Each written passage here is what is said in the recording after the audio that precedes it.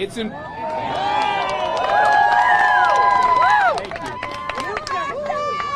Someone even brought their dog. It's important. That dog might have voted. You're right. It's important. It's important for people to know that what happened in Vegas, the entire world needs to understand. In this point, in this election cycle, it is critical that the vast majority of Americans have confidence in the result of this election. We have seen political division like we haven't seen in a number of years. The way we resolve division, even when you don't get your way in an election, is to count every legal ballot and to make sure that we count every legal ballot and make sure that illegal ballots do not reduce the civil rights and the votes of those who voted legally.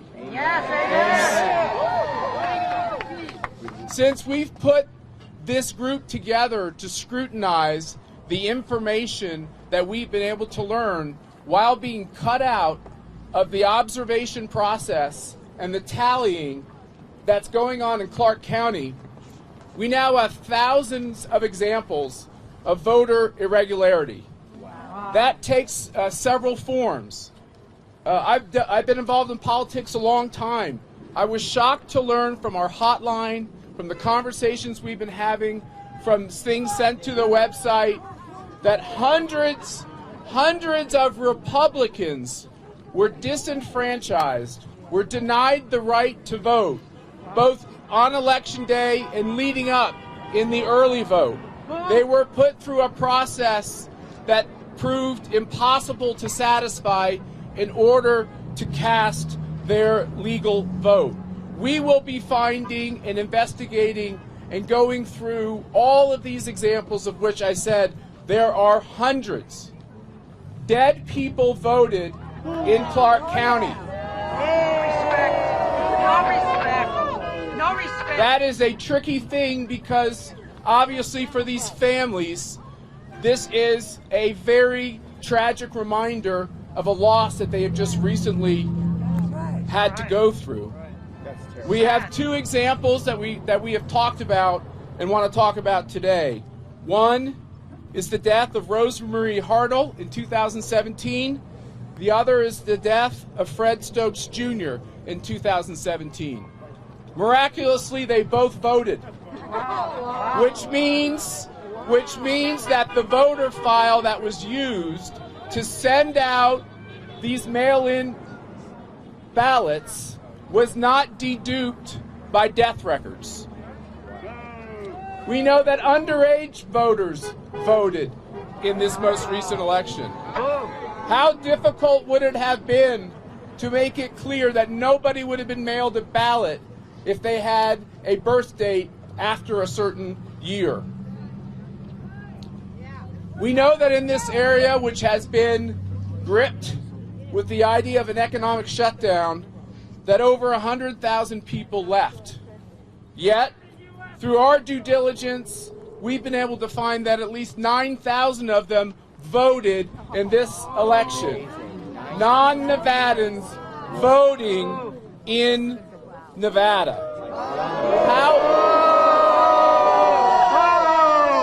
How hard would it have been to simply go through the available databases to dedupe all those who had moved away from the voter files before these ballots were mailed? Or they don't do that, I still got my... We have, over the last couple days, had many brave people call us who have witnessed tampering, who have witnessed wrongdoing. These are brave whistleblowers. Workers. Heroes. These folks worked in the counting center, were involved in the tallying, and Fox News recently reported that one of these whistleblowers had to quit, and I'm going to just use the male pronoun, had to quit his job after he worked on about 14,000 ballots, when he would raise objections to clearly improper ballots, he was told by his supervisor to put them through the process and count them anyway. No integrity.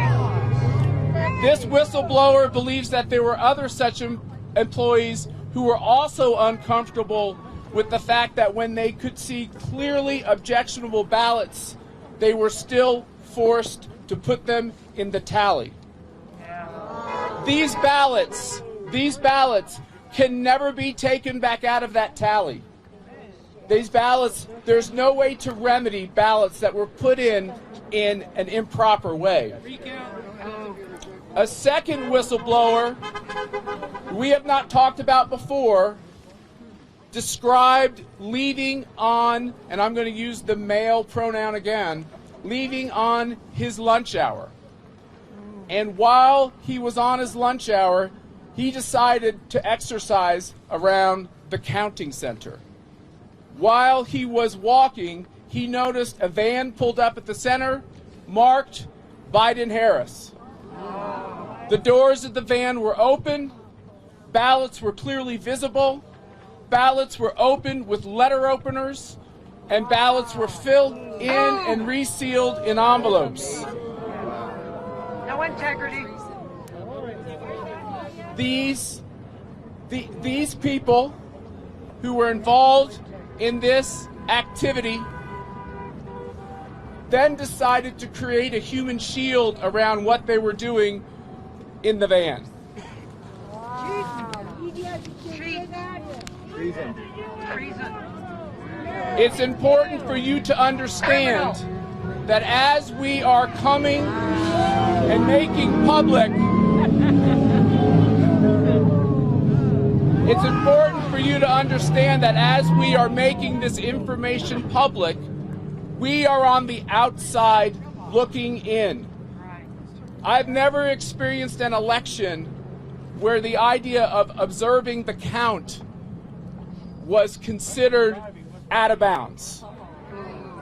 But yet I think it is clear that with the evidence we're presenting, that if we had more information and this was a more regularized and legal process, we would be able to tell you even more. As I said, dead people voted in Nevada. One of those people who voted was Rosemary Hartle, God rest her soul. We have a friend of the family, Marianne Rambola, who would like to talk to us now. Sorry. No integrity. Hi, Kirk Hartle, her husband, could not make it today as he's in transit, though I am here to say that it is heartbreaking what is happening in America, and for this family to be exploited, or anybody who has faced a tragedy in losing somebody and their vote has been counted as a deceased person. This is just not America, and this is not right, and things need to be heard and taken care of, because it's just heartbreaking for my friend Kirk and his family to have received this information that her vote has been counted. Thank you. So sorry. Thanks a lot. Thank you.